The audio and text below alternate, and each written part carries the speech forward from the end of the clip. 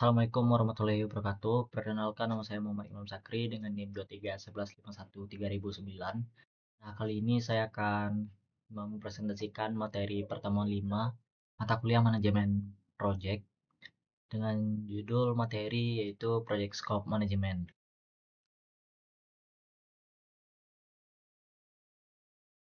Nah, di awal slide ini ada ilustrasi menarik tentang Tom yang ingin membangun rumah dengan ekspektasi waktu berbeda.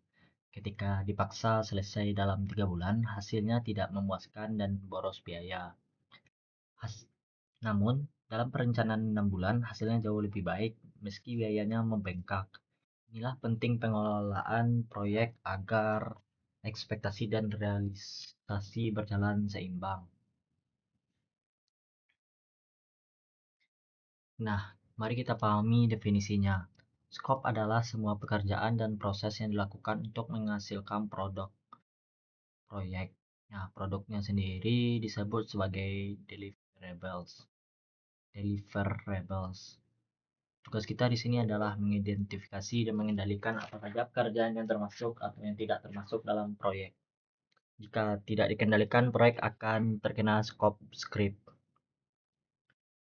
yaitu kondisi mana fitur terus bertambah tanpa kendali dan berujung pada bengkaknya waktu dan biaya. Secara sistematis, ada 6 proses utama dalam mengelola cakupan. Yang pertama, plan scope management, merencanakan cara pengelolaan ruang lingkup. Yang kedua, collect requirement, mengumpulkan fitur dan fungsi produk yang diinginkan. Yang ketiga, define scope, menyusun dokumen scope statement. Yang keempat, create BBS, memecahkan project menjadi komponen kecil yang mudah dikelola. Yang kelima, validate scope, meresmikan penerimaan hasil kerja kepada klien. Yang keenam, control scope, mengendalikan perubahan sepanjang proyek berjalan. Planning scope. Pada tahap awal, tim proyek akan menggunakan expert judgment dalam rapat untuk menghasilkan 2 dokumen panduan. Scope mengantarkan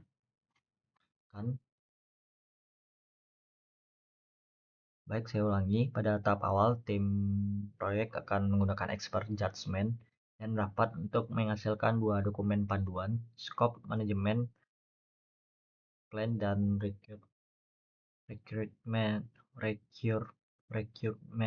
management plan. Dokumen ini berisi aturan main tertulis mengenai cara pembuatan WBS, cara kontrol perubahan lingkup, dan hingga cara mendapatkan persetujuan formal dari klien. Nah, berdasarkan PMBOK, WIT, requirement adalah kondisi atau kemampuan yang harus dipenuhi agar proyek atau dimiliki produk agar sesuai dengan kesepakatan resmi.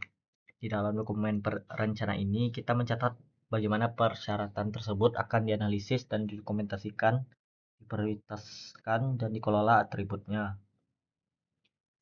Mengumpulkan requirement seringkali menjadi langkah yang paling sulit. Prosesnya bersifat interaktif atau berulang lewat tahapan elisitasi, analisis, spesifikasi, dan validasi. Beberapa metode yang biasanya kita gunakan diantaranya wawancara atau interview, kuesioner, observasi langsung, fokus group, hingga pembuatan prototyping. Baik, kenapa pengumpulan rekrutmen harus benar sejak awal? Nah, data dari IBM ini menunjukkan bahwa jika kesalahan atau kecacatan sistem baru diperbaiki setelah produk dirilis, konsekuensi biaya sangat fatal, yaitu melonjak hingga 30 kali lipat dibanding jika diperbaiki di fase awal desain.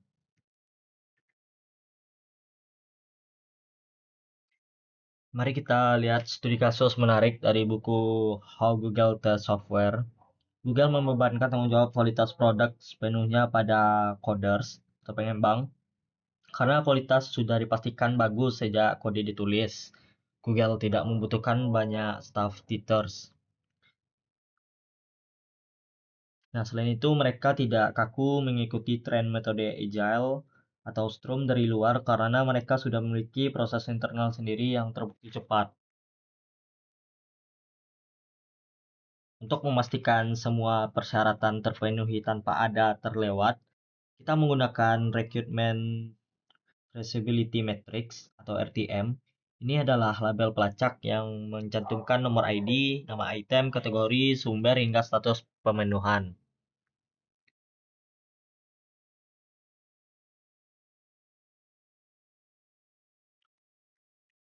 Nah, definisi ruang lingkup yang sangat jelas, pentingnya keakuratan estimasi waktu, biaya, sumber daya, serta pembagian tanggung jawab kerja. Output utamanya adalah project scope statement yang wajib membuat deskripsi produk, kriteria penerimaan pengguna, daftar dari deliverables, serta batasan atau asumsi proyek. Bandingkan teks ringkas pada di slide ini terlihat kontrasnya. Project Carter hanya menuliskan tujuan upgrade secara umum dan singkat, sedangkan Project Scope Statement menjabarkan dengan sangat detail hingga memiliki beberapa versi dokumen untuk memperjelas jumlah infrastruktur, virtualisasi, hingga lokasi penempatannya.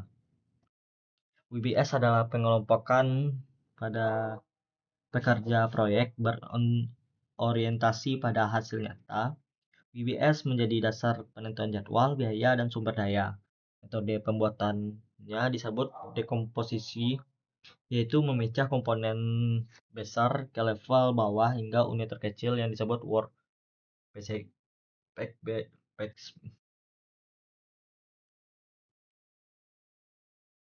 Ini adalah contoh WBS yang dikelompokkan berdasarkan fase kerja, mulai dari project management, product recruitment, detail design, construction, hingga integration and test. Format penulisan WBS ini bisa berupa bagan diagram pohon visual maupun berupa daftar teks dengan penomoran berstruktur. Nah, setelah seluruh struktur kerja WBS dirancang, item-item tersebut akan dipetakan ke dalam kalender jadwal waktu pengerjaan proyek untuk menghasilkan apa yang disebut dengan J-chain atau jadwal linear. Nah, ada 5 pendekatan yang bisa digunakan untuk menyusun WBS menggunakan pedoman organisasi pendekatan analogi atau meniru proyek serupa. Yang kedua, pendekatan top down dari atas ke bawah. Yang ketiga, pendekatan bottom up dari bawah ke atas atau menggunakan teknik pemetaan pikiran, mind mapping. Nah, berikut merupakan contoh visual pembuatan WBS menggunakan teknik mind mapping bantuan software. Kita menaruh ide utamanya di tengah, lalu menarik cabang-cabang pekerjaan secara radial ke sekelilingnya agar proses pemetaan tugas menjadi lebih fleksibel. Karena nama tugas di bagian WPS biasanya ditulis sangat pendek, kita wajib melengkapi dengan WPS Dictionary. Dokumen ini menjabarkan informasi sangat rinci mengenai setiap item di WBS, mulai dari deskripsi, teknis kerja, penanggung jawab, hingga ketergantungan antar tugas.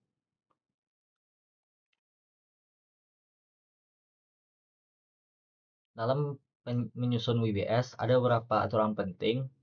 Satu item pekerja hanya boleh muncul satu tempat. Cukup satu individu yang menjadi penanggung jawab dilibatkan anggota tim saat penyusunan agar mereka memberikan dukungan penuh serta memastikan setiap item didokumentasikan dalam WBS Dictionary. Proses kelima adalah validating scope. Tahap ini berfokus pada formalisasi atau penerimaan tertulis secara resmi dari pihak klien bahwa cakupan deliverables yang telah diselesaikan oleh tim proyek sudah sesuai kesepakatan. Proses terakhir yang berjalan secara proyek berlangsung adalah controlling scope. Setiap ada usulan perubahan cakupan, manajer proyek harus memonitoring, menganalisis dampak, dan memvalidasi secara ketat agar tidak mengacaukan jadwal dan biaya. Nah, terakhir, untuk mempermudahkan pengelolaan, kita bisa menggunakan berbagai software manajemen proyek seperti Microsoft Project, Asana, dan sejenisnya. Namun, ingat aturan EMAS-nya, rancangan WBS Anda secara matang terlebih dahulu, di atas kertas sebelum memasukkannya ke dalam software. Baik, terima kasih. Sekian yang dapat saya sampaikan. Jika ada salah dalam penyampaian, banyak maaf. Saya akhiri. Wabillahi taufiq walhidayah. Assalamualaikum warahmatullahi wabarakatuh.